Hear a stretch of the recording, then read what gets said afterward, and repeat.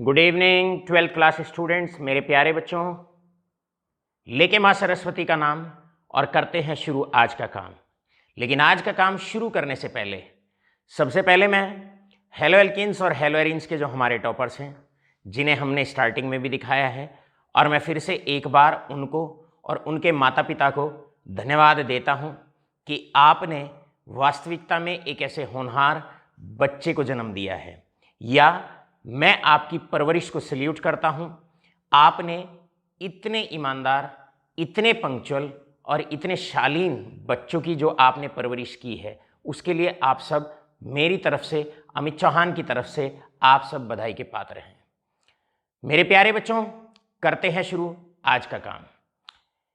अब घर बैठे D&F ब्लॉक होगा आसान जब टेक्नोलॉजी एक्सपर्ट वंश कैमरामैन यश के साथ होंगे Amit Chauhan.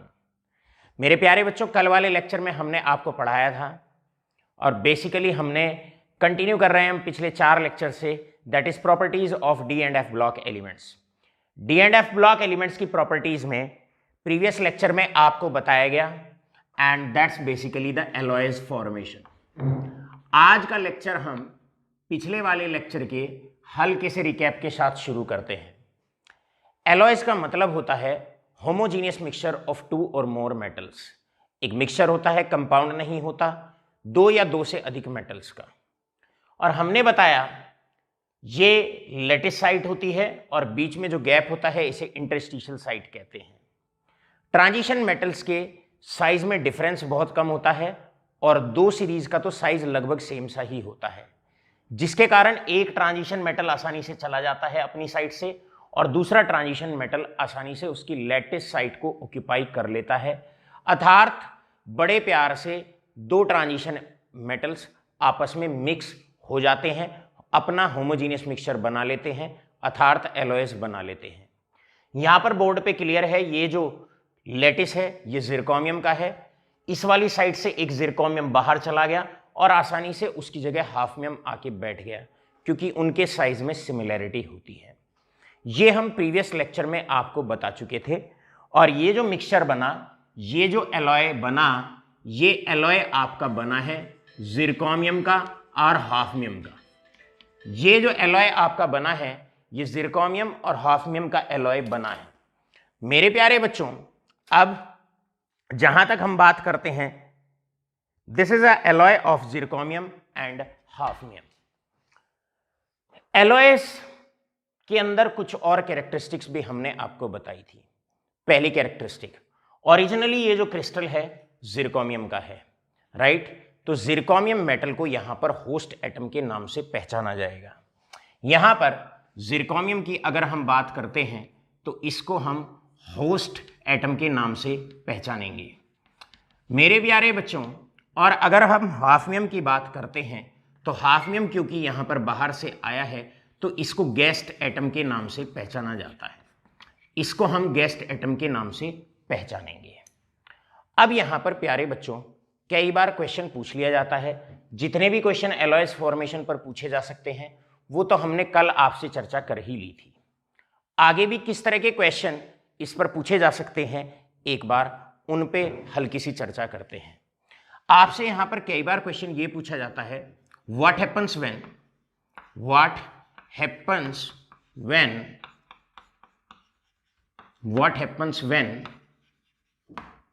when host and guest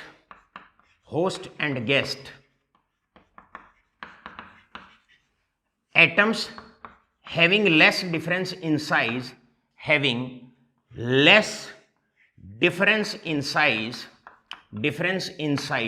are mixed together. भाई क्या होता है, अगर होस्ट और गेस्ट एटम को अगर आप मिलाते हैं, ये ट्रांजिशन एलिमेंट की बात नहीं है, कोई भी 2 एलिमेंट को आप मिला सकते हैं। जो ओरिजिनली जिसका लेटिस होता है उसे होस्ट कहा जाता है और जो नया सब्सटेंस बाहर से आता है उसको हम गेस्ट कहते हैं। तो भाई सीधी सी बात है, जिरकोनियम और हाफनियम के साइज में क्योंकि डिफरेंस कम होता है, और आप जानते हैं अगर साइज में डिफरेंस कम होगा तो आराम से गेस्ट एटम होस्ट एटम की जो लेटिस साइट है उसको ऑक्यूपाई कर लेगा, और अगर गेस्ट एटम होस्ट एटम की लेटिस साइट को ऑक्यूपाई करता है, लेटिस साइट को ऑक्यूपाई करता है, तो आपके बनते हैं एलॉयस। तो यहां पर इस क्वेश्चन का सीधा सीधा आंसर था कि यहां पर बनेंगे एलॉयस।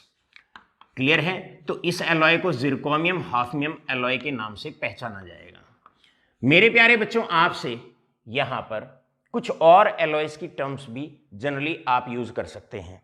जैसे इंपॉर्टेंट एलॉयस की अगर मैं बात करूं, इंपॉर्टेंट एलॉयस में सबसे इंपॉर्टेंट एलॉय मरकरी के आते हैं।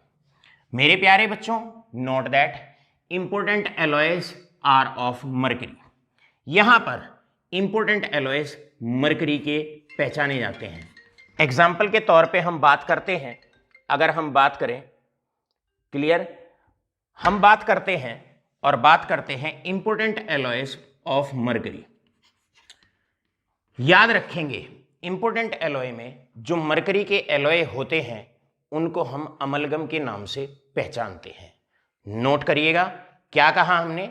जो एलॉयस मरकरी के होते हैं उनको हम अमलगम के नाम से पहचानते हैं। एग्जाम्पल, जैसे कि an alloy of sodium and mercury is basically known as sodium amalgam. So हमने कहा एलॉयज में जो मरकरी के एलॉयज होते हैं इसको सोडियम अमलगम के नाम से पहचाना जाएगा। सोडियम अमलगम के नाम से हम पहचानेंगे। इसके बाद बात करते हैं, जैसे कि से फॉर एग्जांपल कोई एलॉय अगर मैग्नीशियम का है, मैग्नीशियम मरकरी का है, मिक्सचर है उसका, तो उसको हम मैग्नीशियम अमलगम के नाम से पहचानेंगे। मेरे प्यारे बच्चों, ये तो बात थी जो कल के लेक्चर से एसोसिएटेड थी। आज शुरुआत करते हैं, अब बारी है आज के इंपॉर्टेंट कॉन्सेप्ट से, और चलते हैं next important properties of transition elements की तरफ। जो नेक्स्ट प्रॉपर्टीज होती हैं ट्रांजिशन एलिमेंट्स की, उनमें आता है transition elements forms very good interstitial compounds. Transition elements क्या होते हैं? बड़े अच्छे इंटरस्टिशियल कंपाउंड्स बनाते हैं, बड़े अच्छे इंटरस्टिशियल कंपाउंड्स बनाते हैं। मेरे प्यारे बच्चों, आप जानते हैं, अगर हम बात करें आपसे, तो आपको हमने बताया हुआ है द सॉलिड स्टेट, क्योंकि चैप्टर हम आपको पढ़ा चुके हैं, तो उसमें हमने आपको बताया है, और ये हमने बताया है आपको कि भाई ये जो साइट होती है, इस साइट को लेटिस साइट कहा जाता है। This is known as lattice site. और लेटिस साइट के बीच में जो ये वॉइड, जो ये वेकेंट स्पेस बच जाता है, इस वेकेंट स्पेस को वॉइड या इंटरस्टिशियल साइट के नाम से पहचाना जाता है। इसको हम कहते हैं वॉइड, या फिर इसको वॉइड कहते हैं, या फिर इसको कहा जाता है इंटरस्टिशियल साइट। मेरे प्यारे बच्चों, केमिस्ट्री में this is LS and this is interstitial site. इसको हम इंटरस्टिशियल साइट कहते हैं। अब इंटरस्टिशियल शब्द मुंह पे आ ही गया, अब इसकी डेफिनेशन को हम आप तक पहुंचाते हैं। इंटरस्टिशियल कंपाउंड्स का मतलब होता है compounds which are formed by the capturing of small atoms in the interstitial site of transition elements. इसका मतलब अगर इंटरस्टिशियल साइट में छोटे एटम्स जैसे कि हाइड्रोजन, कार्बन, नाइट्रोजन और ऑक्सीजन, अगर ट्रांजिशन मेटल के लेटिस में, ये लेटिस है ट्रांजिशन एलिमेंट का, ट्रांजिशन मेटल का, अगर इनके लेटिस के अंदर अगर इंटरस्टिशियल साइट में छोटे एटम्स आके बैठ जाते हैं, तो जो कंपाउंड्स बनते हैं उन कंपाउंड्स को इंटरस्टिशियल कंपाउंड के नाम से पहचाना जाता है। जैसे कि यहां बात करते हैं the compounds that are formed by the capturing of small atoms. और स्मॉल एटम कौन कौन से हैं?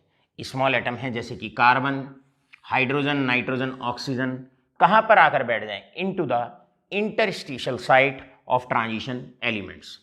अगर छोटे एटम इंटरस्टिशियल साइट में आके बैठ जाते हैं, छोटे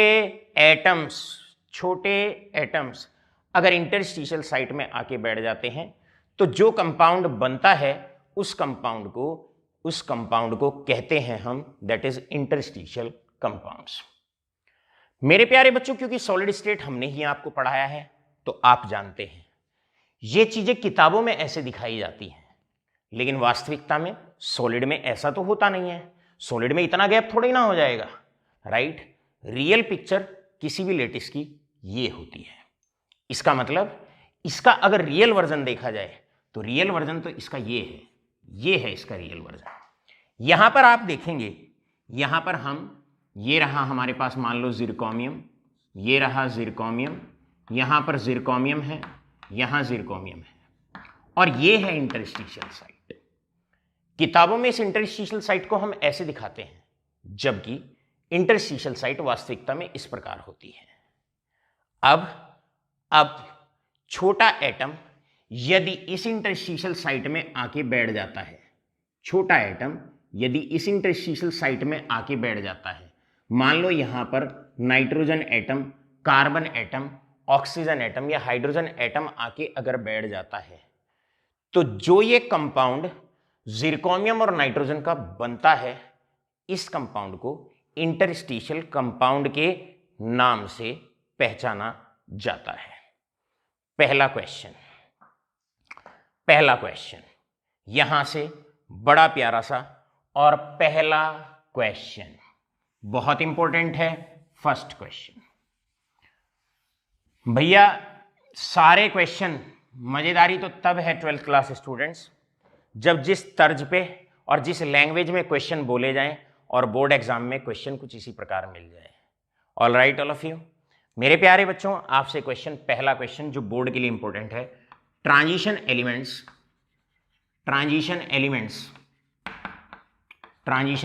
जो आपने रिकॉर्ड करना है, forms good variety of interstitial compounds. आपसे सवाल पूछा जाता है, भाई ट्रांजिशन एलिमेंट्स जो हैं एक अच्छी वैरायटी इंटरस्टिशियल कंपाउंड्स की बना लेते हैं, उसका आंसर आप दीजिए, ऐसा क्यों होता है। तो भाई उसका आंसर सीधा सीधा है, ट्रांजिशन एलिमेंट्स। यहां पर मैं पहले इसका आंसर लिखता हूं इस क्वेश्चन का। इसका रीजन है, आंसर भी सर आपने जरा चेक किया होगा कि मेरे प्यारे बच्चों इस चैप्टर के आंसर भी आपके सर आपको बोल रहे हैं और साथ के साथ लिख भी रहे हैं। उसका रीजन क्या है? रीजन ये है, जो क्वेश्चन बोर्ड के लिए इंपॉर्टेंट होता है उसमें हम क्षण भर भी रिस्क नहीं ले सकते, तनिक भी रिस्क नहीं ले सकते। हम चाहते हैं उसमें बिल्कुल सटीक लैंग्वेज बढ़िया करके, जिस फॉर्म में लैंग्वेज होती है बिल्कुल सेम लैंग्वेज आप वहां पर दें। देखिए इसका सॉल्यूशन ऐसे स्टार्ट होता है, सिंस, यहां आप लिखेंगे since transition elements are small in size, they are small in size. भैया ट्रांजिशन एलिमेंट स्मॉल होते हैं साइज में। अब अगर साइज छोटा होता है, एल्कली मेटल से तो साइज छोटा ही होता है, तो इनकी साइट जो होती है, जो इंटरस्टिशियल साइट होती है, उसका भी साइज छोटा होता है। Since transition elements are small in size, therefore their interstitial sites, their interstitial, IS का मतलब interstitial site is also small and hence can easily capture, और वो आराम से कैप्चर कर सकती है, capture small atoms of carbon and nitrogen, oxygen etcetera, and can form interstitial compound easily, और इसीलिए वो बड़े आसानी से, cameraman Yash, and can form easily interstitial compound easily, right? अब यहीं पर साथ के साथ इसी का ही दूसरा क्वेश्चन आता है। इसमें से दूसरा क्वेश्चन मेरे प्यारे बच्चों ये होता है, the second question that can be asked from the same concept. दूसरा क्वेश्चन यहां पर यह होता है, कुछ इस प्रकार होता है, and the question is why आपको एक्सप्लेन करना है why alkali metals do not forms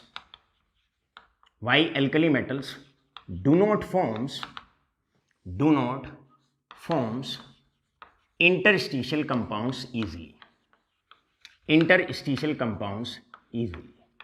अब हमने एक क्वेश्चन की लैंग्वेज आपको बना के दिखा दी है, दूसरे क्वेश्चन की लैंग्वेज आप अपने आप उसको क्रिएट करेंगे, लेकिन हम आपको अच्छे से समझा देते हैं ऐसा क्यों होता है। मेरे प्यारे बच्चों, एल्कली जो मेटल होते हैं, जो एस ब्लॉक के मेटल होते हैं, उनका साइज बड़ा होता है। साइज बढ़ेगा मतलब उनका साइज ऐसा होता है, ये रहा आपके पास सोडियम, ये रहा आपके पास सोडियम, ये रहा आपके पास सोडियम, ये एल्कली मेटल्स हैं आपके पास। भैया जो एल्कली मेटल्स होते हैं उनका साइज बड़ा होता है। तो पहली लाइन में आप लिखेंगे alkali metals are bigger in size, therefore उनकी इंटरस्टिशियल साइट का भी साइज बड़ा होता है, therefore their interstitial site are also big. अब अगर बड़ी साइट है, इंटरस्टिशियल साइट बड़ी है, और उसमें कोई छोटा एटम जाएगा तो वो वहां पर फिट नहीं रह पाएगा। और होगा क्या, जब वो वहां फिट नहीं रहेगा, लूजली बाउंड रहेगा, तो आसानी से यहां से निकल के चला जाएगा। इसका मतलब लैटिस के अंदर आपका या इंटरस्टिशियल साइट के अंदर ये जो छोटे एटम होते हैं एल्कली मेटल के क्रिस्टल में रुक नहीं पाते हैं, क्योंकि आराम से वहां पर ये फिट नहीं हो पाते हैं। क्यों नहीं फिट हो पाते? क्योंकि वहां पर इनका साइज छोटा रह जाता है और इंटरस्टिशियल साइट का साइज बड़ा होता है, जिसकी वजह से एल्कली मेटल्स आर डिबार्ड या they do not forms interstitial compounds easily. इसीलिए ये इंटरस्टिशियल कंपाउंड आसानी से नहीं बना पाते हैं। मेरे प्यारे बच्चों, यहां पर आकर ये बड़े इंपॉर्टेंट से क्वेश्चन हैं, बोर्ड के क्वेश्चन है, डायरेक्ट इसी लैंग्वेज में पूछे जाते हैं, बार बार पूछे जाते हैं, कंसिस्टेंटली रिपीटेडली इनको पूछा जाता है। अब एक क्वेश्चन हम आपको बोलते हैं। अब एक क्वेश्चन आता है, जैसे एलॉयस फॉर्मेशन में हमने कहा what happens when host and guest atom having less difference in size are mixed. तो भैया जिरकोनियम हॉफियम को मिला दो, आयरन क्रोमियम को मिला दो, तो होना क्या है, वहां पर अगर साइज में डिफरेंस अगर कम है तो लैटिस साइड से एक एटम चला जाएगा, लैटिस साइड पे दूसरा एटम आ जाएगा, उस केस में बनते हैं एलॉयस। अब यहां पर मैं इसको थोड़ा सा चेंज कर देता हूं, having large difference in size. अब भैया यहां पर है having large difference in size.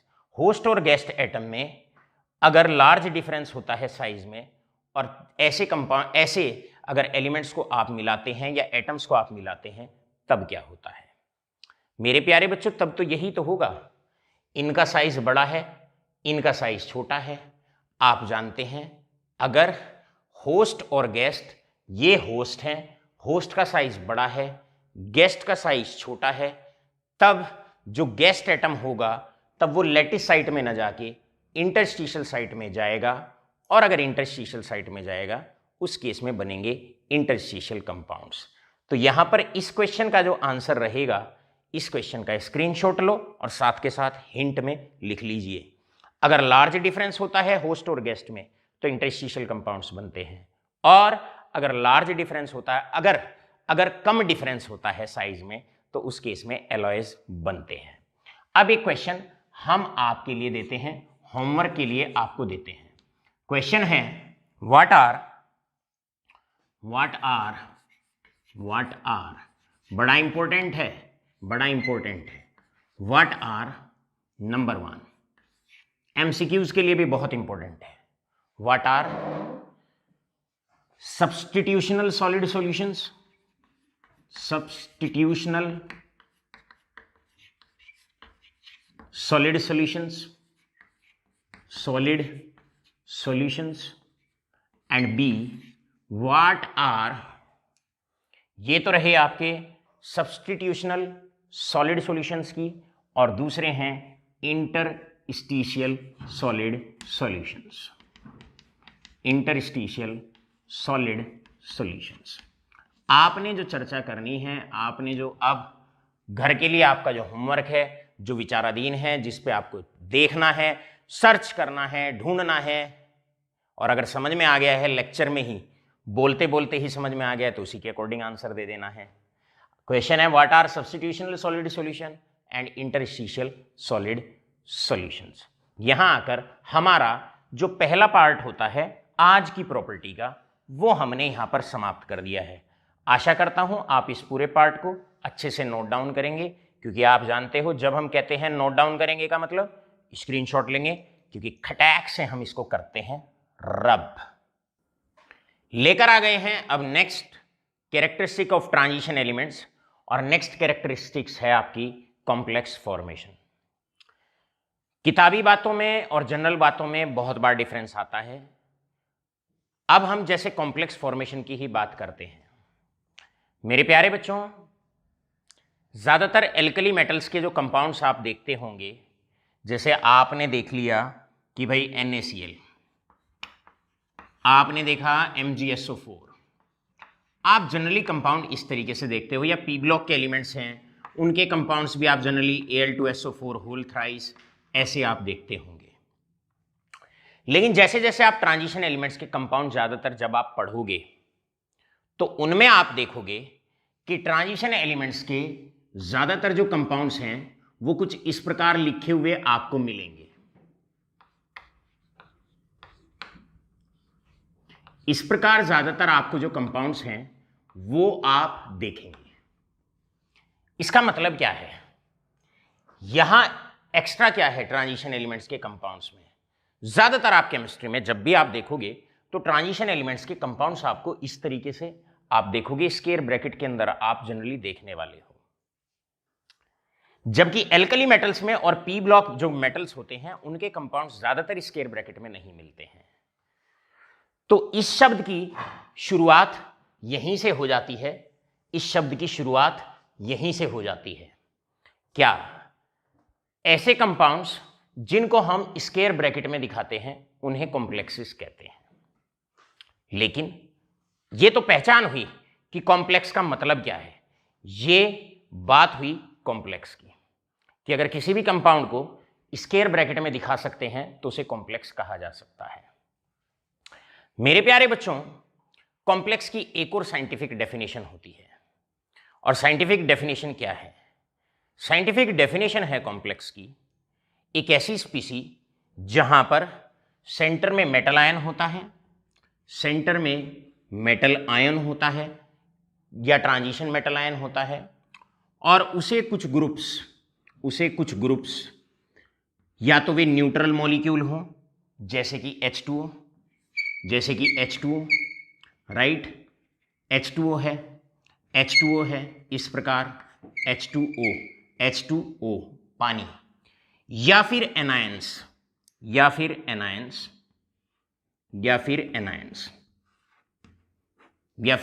जैसे कि सी फॉर एग्जाम्पल Cn नेगेटिव। अब जो नेगेटिव चार्ज होता है वो कार्बन पे होता है, ऐसे। तो ऐसी स्पीसीज जहां पर दो तीन बातें लर्न करो। स्पीसीज इन विच सेंटर में मेटल आयन होता है और मेटल एटम से कुछ ग्रुप या आयंस जुड़े हुए होते हैं कोऑर्डिनेट बॉन्ड से। तीन चार चीजें यहां पर आप जानने की कोशिश करिए। सेंटर में ट्रांजिशन मेटल। दूसरी बात आप जानने की कोशिश करिए, ये जो ग्रुप मेटल से जुड़े हुए होते हैं कोऑर्डिनेट बॉन्ड से, चाहे वो वाटर है, सी फॉर एग्जाम्पल इधर इट इज वाटर और इट इज Cn नेगेटिव। यहां पर इस पे इलेक्ट्रॉन पेयर है, इस पे इलेक्ट्रॉन पेयर है। ये जो ग्रुप्स मेटल आयन को सराउंड करते हैं, ये वाले ग्रुप्स, इनको हम कहते हैं लाइगेंड्स। इनको हम कहते हैं लाइगेंड्स। सो ऑल टुगेदर आप ये भी कह सकते हैं, अब अगर इसको और इसको जोड़ दिया जाए, इन्हें लाइगेंड्स कहते हैं, इनको हम लाइगेंड्स कहते हैं, these are known as ligands. तो ऑल टुगेदर हम ये कह सकते हैं कि कॉम्प्लेक्स के अंदर एक ऐसी स्पीसी जहां पर मेटल से लाइगेंड जुड़ा हुआ होता है कोऑर्डिनेट बॉन्ड से, एल लाइगेंड, क्या बोलते हैं इसको, लाइगेंड्स। सो एक ऐसी स्पीसी जहां पर मेटल आयन से लाइगेंड जुड़ा हुआ होता है, कोऑर्डिनेट बॉन्ड से जुड़ा हुआ होता है, ऐसी स्पीसी को, ऐसे कंपाउंड्स को कॉम्प्लेक्सेस कहा जाता है। मेरे प्यारे बच्चों, जो ये कॉम्प्लेक्सेस होते हैं ये कोऑर्डिनेट कंपाउंड्स होते हैं, क्योंकि आप देखेंगे मेटल और ये जो ग्रुप्स हैं जिन्हें हम लाइगेंड्स कहते हैं, ये केवल और केवल कोऑर्डिनेट बॉन्ड से जुड़े हुए हैं, केवल और केवल कोऑर्डिनेट बॉन्ड से जुड़े हुए हैं। अब क्वेश्चन है आपका, जिसकी आपको बोर्ड के लिए तैयारी करनी है। क्वेश्चन आपका ये है, why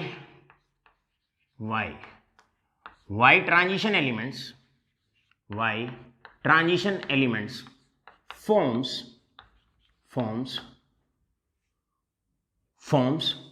a variety of complexes,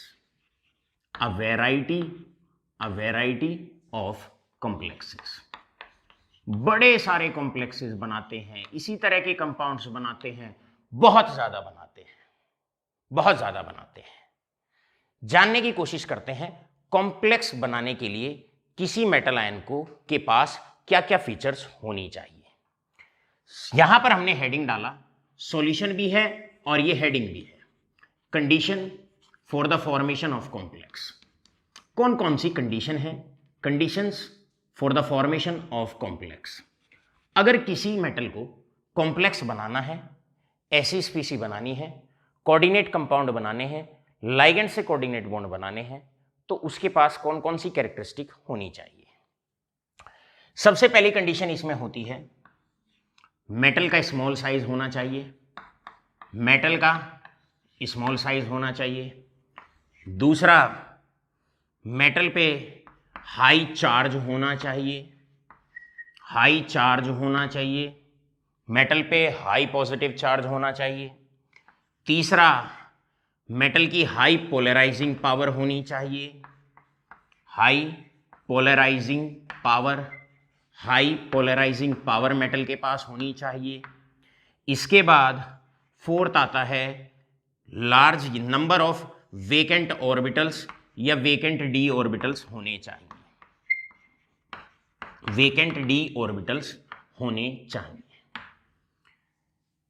ये चारों बातें ऐसी होती हैं जिनमें ट्रांजिशन एलिमेंट बिल्कुल टिट्टो फिट बैठता है।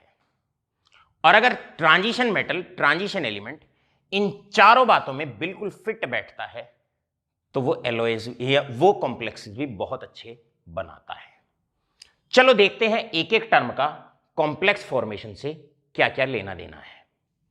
मेरे प्यारे बच्चों, आपने यहां पर देखा होगा मेटल इलेक्ट्रॉन पेयर एक्सेप्ट कर रहा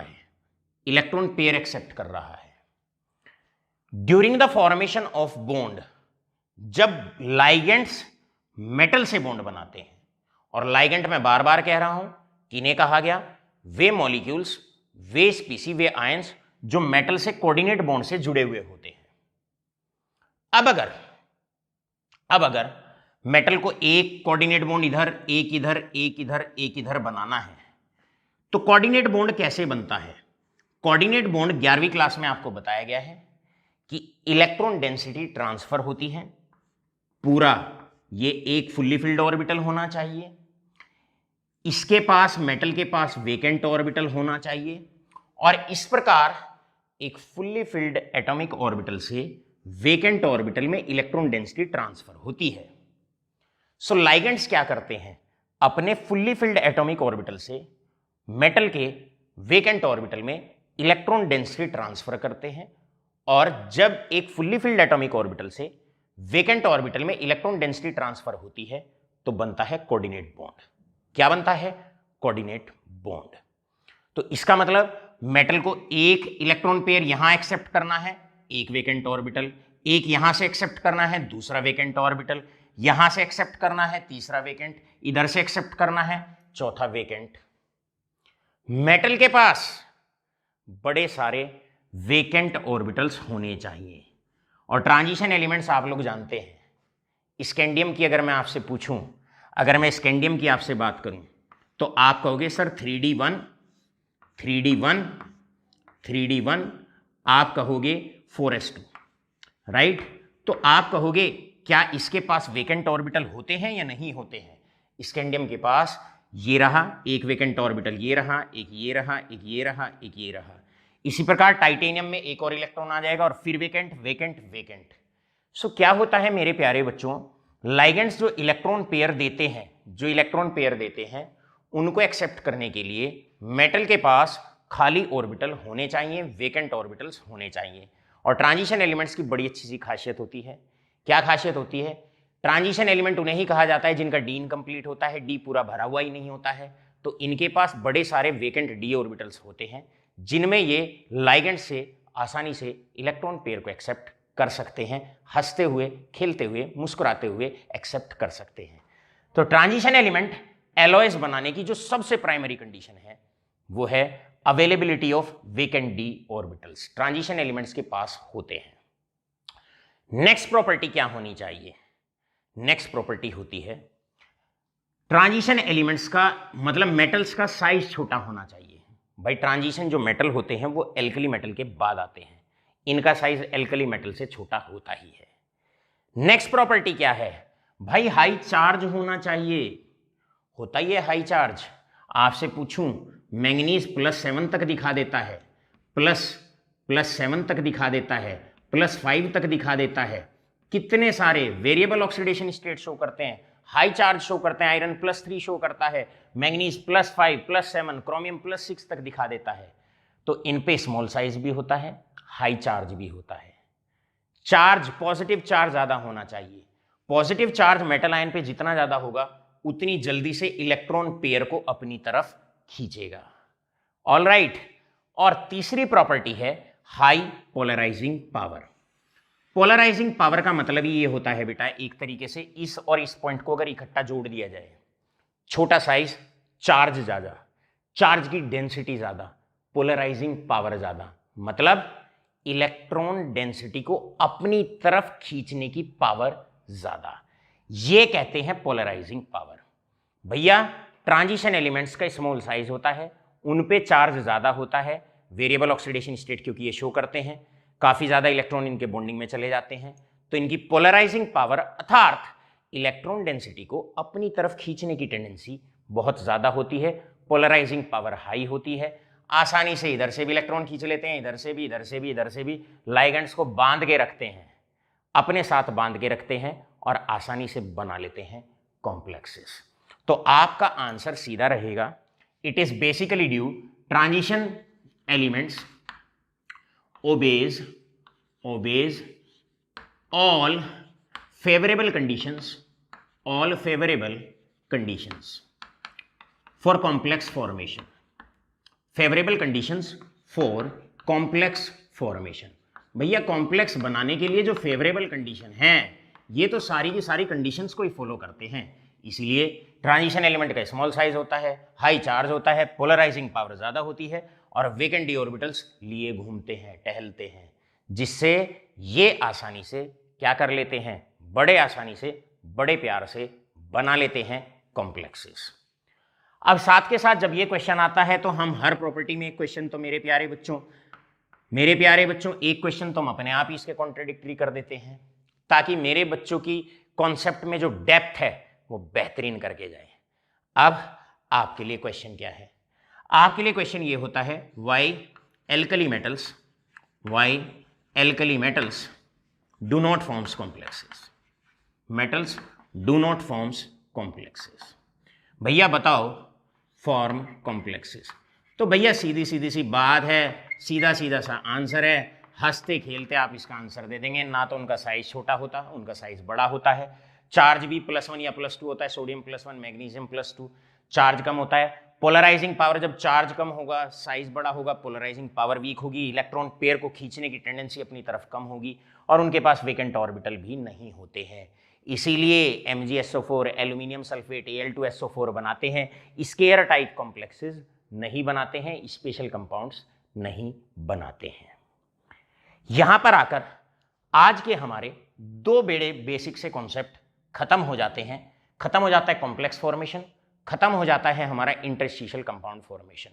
ऑलराइट, चलते हैं थर्ड बेसिक कॉन्सेप्ट की तरफ, लेकिन भूलिएगा मत, क्या ये गया यहां से खटैक रब।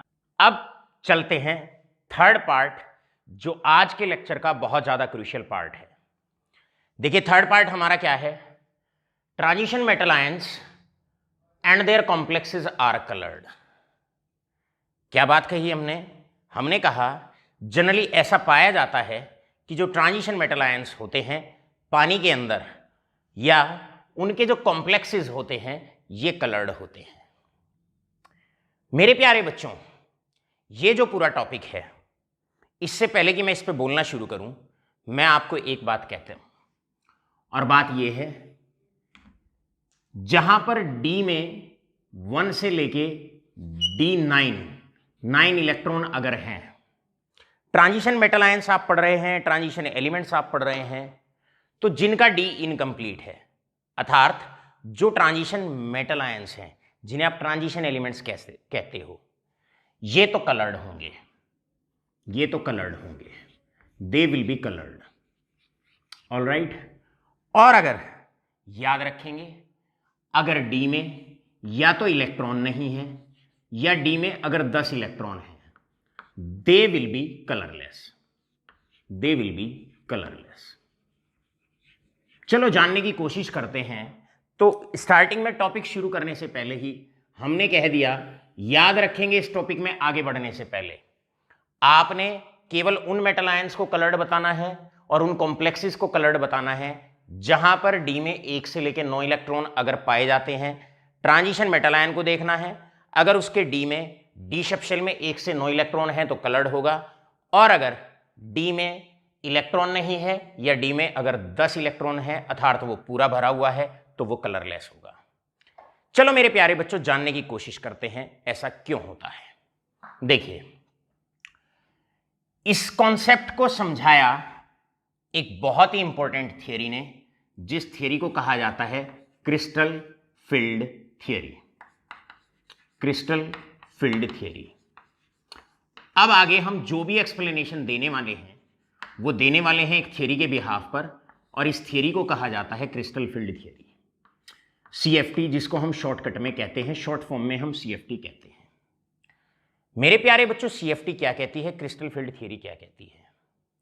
क्रिस्टल फील्ड थियरी ये कहती है, ये मेटल के d ऑर्बिटल्स हैं, ये d ऑर्बिटल्स हैं, d सबशेल के 5 ऑर्बिटल्स हैं। ऑलराइट, और इस वक्त ये डीजेनरेट हैं।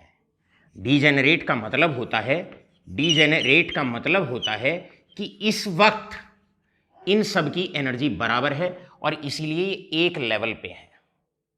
लेकिन ये मेटल आयन है, ये मेटल आयन है। अब जैसे ही इनके नजदीक लाइगेंड्स लगते हैं आकर, जैसे ही मेटल आयंस इनके नजदीक लाइगेंड्स मेटल आयन की तरफ अप्रोच करता है, तो क्या होता है, डी सबशेल में अर्थात डी ऑर्बिटल्स में और लाइगेंड्स में, लाइगेंड पे होता है इलेक्ट्रॉन पेयर या नेगेटिव चार्ज, और डी सबशेल में भी इलेक्ट्रॉन होते हैं। ये आपस में रिपेल करते हैं, आपस में रिपेल करते हैं।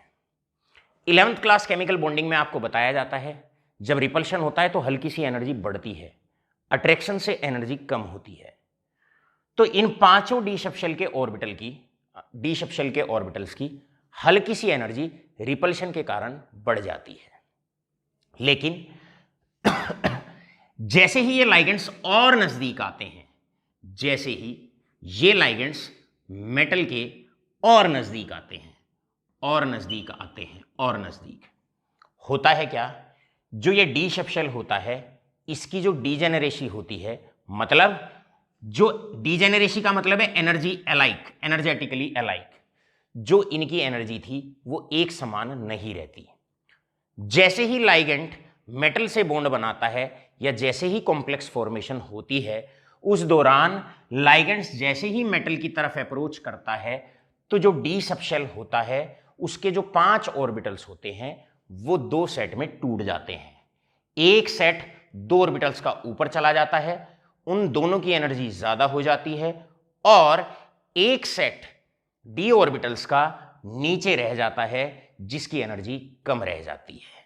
मेरे प्यारे बच्चों, ये जो सेट ऊपर जाता है जिसकी एनर्जी बढ़ जाती है इसको ईजी सेट कहा जाता है, और ये जो सेट नीचे रह जाता है एनर्जी में इसको कहा जाता है T2G सेट ऑफ ऑर्बिटल्स। आगे बढ़ने से पहले कितनी बातों का ध्यान रखें। पहली बात, जब कोई कॉम्प्लेक्स फॉर्मेशन होती है, जैसे मान लो ये कॉम्प्लेक्स बनना है, राइट, ये कॉम्प्लेक्स बनना है, तो ये लाइगेंड है, ये मेटल की तरफ अप्रोच करते हैं। अभी तक कितनी बात बताई, जस्ट सुनिएगा बस ध्यान से, राइट, और फिर देखना आपके क्वेश्चन कितने आसानी से निकलते हैं। जब ये लाइगेंड्स मेटल आयन की तरफ अप्रोच करते हैं, जब तक दूर रहते हैं तब तक डी सबशेल के 5 ऑर्बिटल की एनर्जी सेम रहती है, डीजेनरेट ऑर्बिटल्स। जैसे ही और नजदीक आते हैं तो मेटल का जो डी सबशेल है उसके जो ऑर्बिटल हैं वो 2 सेट में टूट जाते हैं। 2 ऑर्बिटल की एनर्जी बढ़ जाती है और 3 ऑर्बिटल की एनर्जी कम रह जाती है। जिनकी बढ़ जाती है उन्हें ईजी सेट ऑफ ऑर्बिटल्स कहा जाता है, और जिनकी एनर्जी कम रह जाती है उन्हें T2G सेट ऑफ ऑर्बिटल्स कहा जाता है। ये डी सबशेल के ही ऑर्बिटल हैं जो 2 सेट में टूट गए हैं, राइट। अब D subshell 2 set of orbitals में टूट गया, डी सबशेल के ऑर्बिटल्स को 2 सेट में टूट जाने को टूट गया, इसे कहा जाता है क्रिस्टल फील्ड स्प्लिटिंग। इसको कहते हैं क्रिस्टल फील्ड स्प्लिटिंग। मेरे प्यारे बच्चों, पहली टर्म क्रिस्टल फील्ड स्प्लिटिंग मतलब splitting of orbitals of D subshell into 2 sets. और वो 2 सेट कौन कौन से हैं? एक है ईजी सेट ऑफ ऑर्बिटल्स और दूसरा है T2G set of orbitals. All right, बस डी सबशेल के ऑर्बिटल्स का 2 सेट ऑफ ऑर्बिटल में टूट जाना, एक T2G सेट और एक ईजी सेट, इसको क्रिस्टल फील्ड स्प्लिटिंग के नाम से पहचाना जाता है, राइट। अब मान लो हमारे पास ये इलेक्ट्रॉन है, डी सबशेल के अंदर एक इलेक्ट्रॉन है। सवाल तो हमारा ये था, मेटल आयंस या कॉम्प्लेक्सेस कलर्ड क्यों होते हैं? अब मेरे प्यारे बच्चों, कलर फिनोमिनन कहां से आता है जरा ध्यान से। अब सर आपके इस कॉन्सेप्ट का आंसर देने वाले हैं। क्या होता है, जैसे ही इस इलेक्ट्रॉन पे कोई रेडिएशन पड़ती है आगे, मान लो व्हाइट लाइट पड़ी। अब व्हाइट लाइट में क्या है, मान लो ये 7 कलर्स हैं, विबग्योर।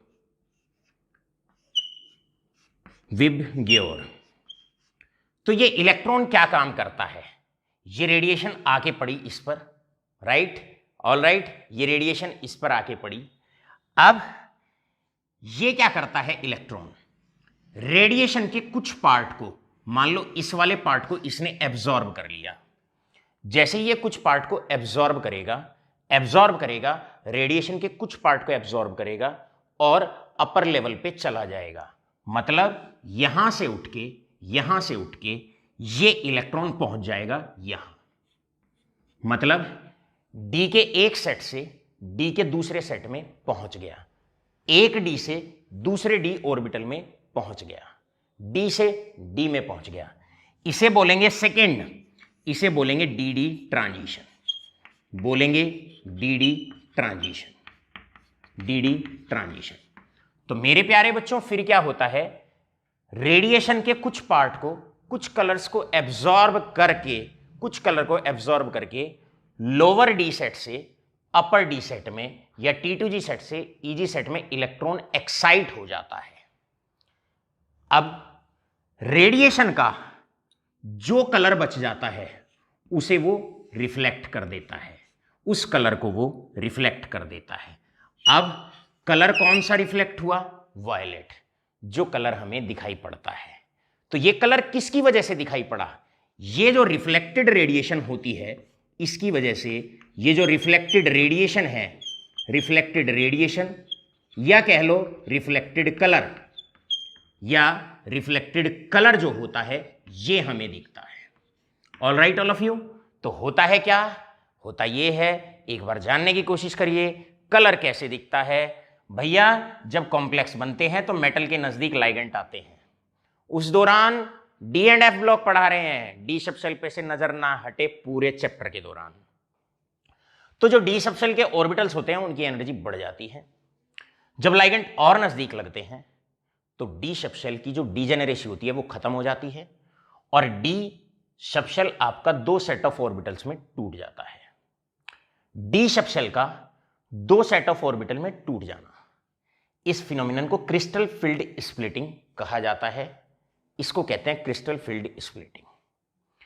निचले वाला जो सेट होता है उसे T2G सेट ऑफ ऑर्बिटल्स कहा जाता है और ऊपर वाले सेट को EG सेट ऑफ ऑर्बिटल्स कहा जाता है। अब कलर कैसे आता है? कलर ऐसे आता है, डी के अंदर इलेक्ट्रॉन्स होते हैं 1 से लेकर 9। अब इलेक्ट्रॉन है, राइट।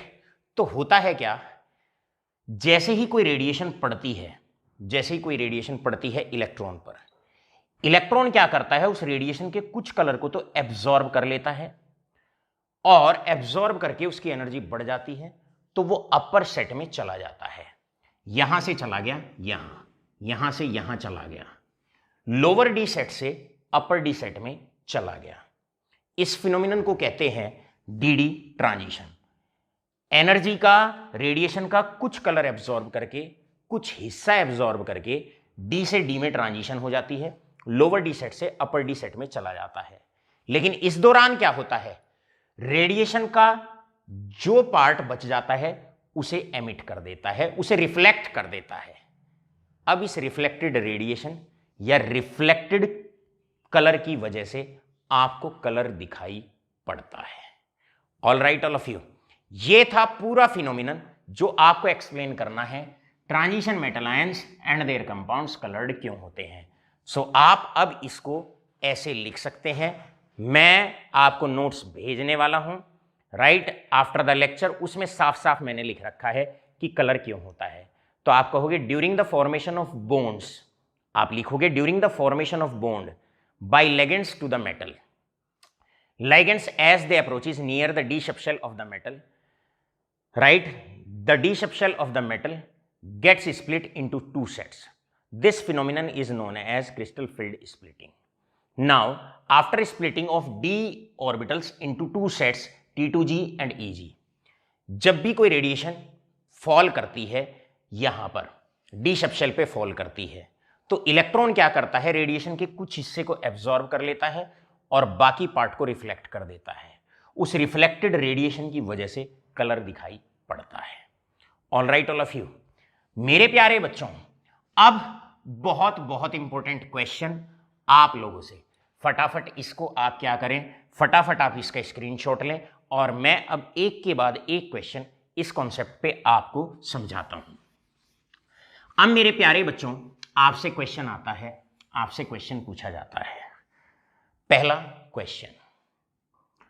क्वेश्चन आपसे यह पूछा जाता है, प्रिडिक्ट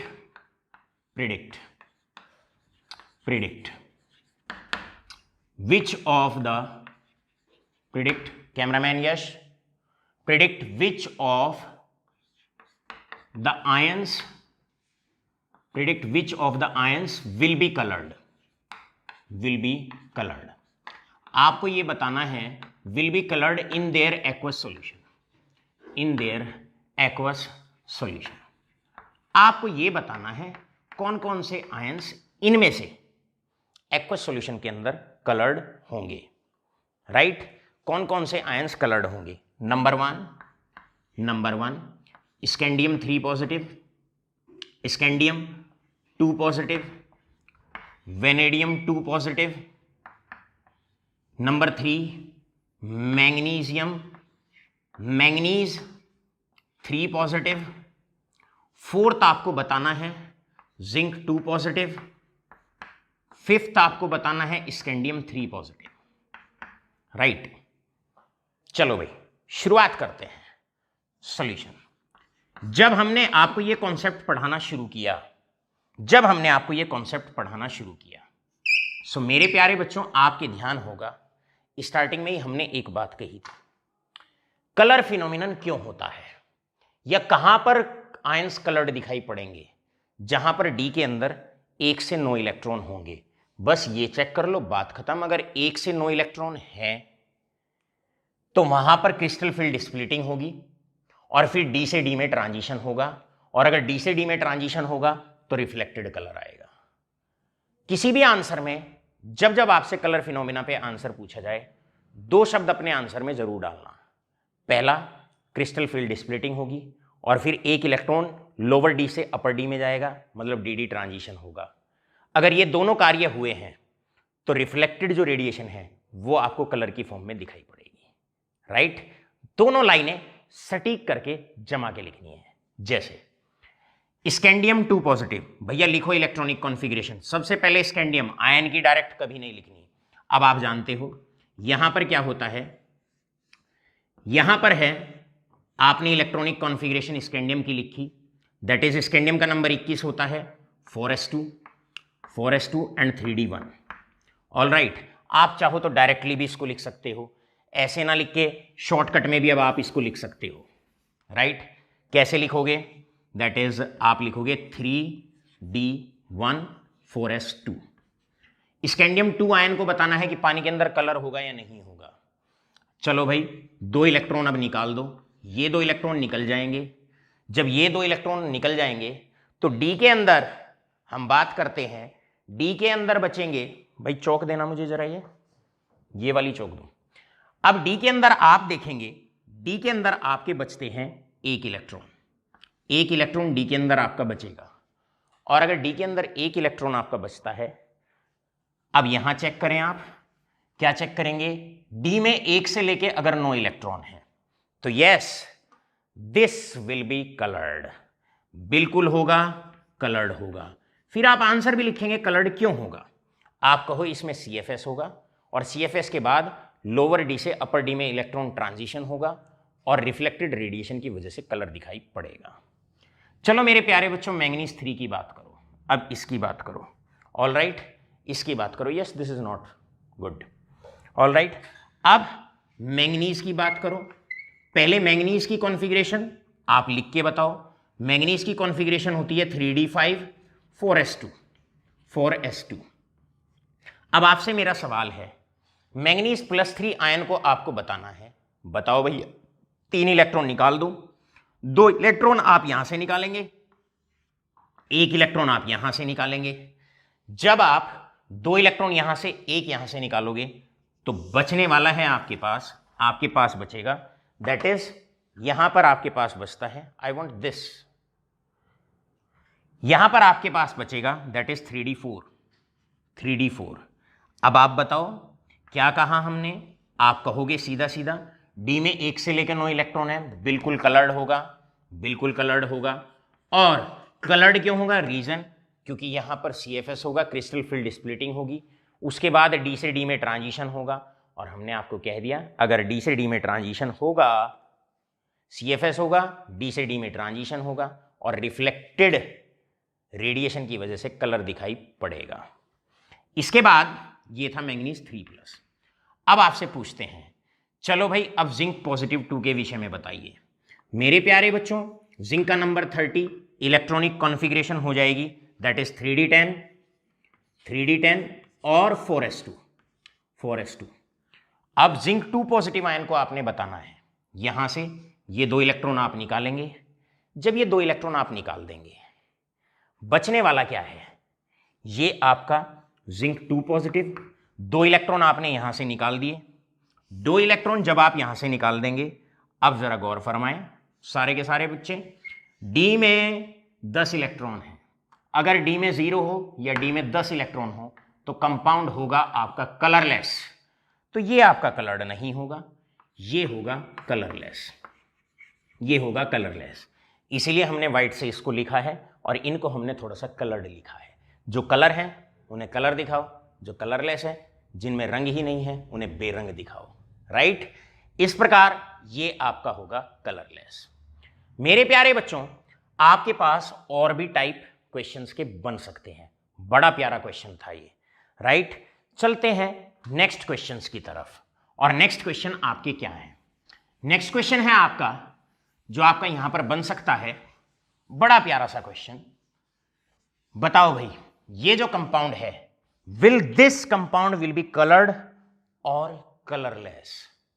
अब हम एक कंपाउंड आपके लिए लिख रहे हैं और आपसे पूछ रहे हैं, क्वेश्चन कभी कभी ट्रांजिशन मेटल आयन पर भी आ सकता है। आपसे पूछा जा सकता है कि भाई बताइए, से for example the compound can be given as like this. आपसे पूछा जा सकता है zinc H2O 4, alright, N2 positive. आप बताओ ये कलर्ड होगा, विल बी कलर्ड और कलरलेस? विल बी कलर्ड और कलरलेस? आपको बताना है कलर्ड है या कलरलेस है। चलो भाई, ऐसे केस में घबराना नहीं, बड़े आसान तरीके से आपको इसे शॉर्ट आउट करना है। कैसे? नजर अर्जुन की तरह ट्रांजिशन मेटल आयन पर बनी रहे। ये रहा ट्रांजिशन मेटल आयन, इस पे चार्ज निकाल लो। X, वाटर है 4, 4 वाटर मल्टीप्लाइड बाई 4, और इन सब का चार्ज मिला के आया +2। ये कॉमन सेंस है। ट्रांजिशन मेटल आयन पे चार्ज आप निकाल लीजिए। ऑलराइट, हमारे टेक्नोलॉजी एक्सपर्ट कह रहे हैं बहुत देर हो गई लेक्चर में, ये क्वेश्चन आप समझाओ और इसके बाद लेक्चर बंद करो। जी सर, मैं भी लेक्चर बंद करता हूं मेरे प्यारे बच्चों का, लेकिन मन लग रहा है तो मैं क्या करूं, इसलिए हम थोड़ा सा 1-2 क्वेश्चन और करा ले रहे हैं। चलिए, इसके बाद सवाल आता है यहां से, x प्लस वाटर पे चार्ज होता है 0 multiplied by 4 is equal to +2 and this implies x is equal to +2। मतलब जिंक पर यहां जो चार्ज है वो +2 चार्ज है। तो आप ट्रांजिशन मेटल आयन 30 नंबर मतलब दैट इज 3D10 4s2। ये जिंक यहां पर +2 स्टेट में है, 2 इलेक्ट्रॉन आप निकाल देंगे। जब 2 इलेक्ट्रॉन आप निकाल देंगे तो यहां पर ये बनेगा जिंक 2+। अब आपसे मेरा सवाल है, क्योंकि यहां D पूरा भरा हुआ है, अब आप बताओ अगर D में 0 हो या D10 हो तो कंपाउंड कलर्ड होता है या कलरलेस होता है? सो आंसर है सीधा, ये होगा कलरलेस, ये होगा colourless, this will be colourless. इसी प्रकार आप, अब क्योंकि हमें हमारे नन्हे राजकुमार का आदेश आ गया है कि लेक्चर वाइंड अप करिए, इसीलिए अब हम आगे तो कोई एक्सप्लेन नहीं करेंगे, लेकिन एक क्वेश्चन आपको दे देते हैं कि आपको ये चेक करना है CuCl4 2 नेगेटिव। मेरे प्यारे बच्चों को एक ये आपको चेक करना है कलर्ड होगा या कलरलेस होगा, और इसके बाद हम आपको दे देते हैं थर्ड, Cl पे -1 चार्ज होता है तो कॉपर पे आप चार्ज निकाल लेंगे, और इसी प्रकार NiCO4 इस कंपाउंड को भी आप चेक करेंगे कलर्ड होगा या कलरलेस होगा। ट्रिक हमने बता दी है। क्या ट्रिक बताई है? D में 1 से लेकर 9 इलेक्ट्रॉन है, कलर्ड होगा। D में 0 और D में अगर 10 है तो कलरलेस होगा। और ये कलरलेस क्यों होते हैं? क्योंकि अगर D में इलेक्ट्रॉन ही नहीं है तो रिपल्शन ही नहीं होगा और CFS नहीं होगी, D सबशेल 2 सेट में नहीं टूटेगा, और जब टूटेगा ही नहीं तो D से D में ट्रांजिशन नहीं होगा। सो D0 में और D10 में मेरे प्यारे बच्चों ना तो क्रिस्टल फील्ड स्प्लिटिंग होती है, D 2 सेट में टूटता नहीं है, और D से D में ट्रांजिशन नहीं होता है। राइट, तो पूरा आंसर दबा के आपको लिखना है। 3 कॉन्सेप्ट अमित चौहान सर ने आज आपको पढ़ाए। अब जरा बस व्हाट्सएप पर रिप्लाई कर दो कैसा महसूस कर रहे हैं ट्रांजिशन मेटल्स में आप। धन्यवाद।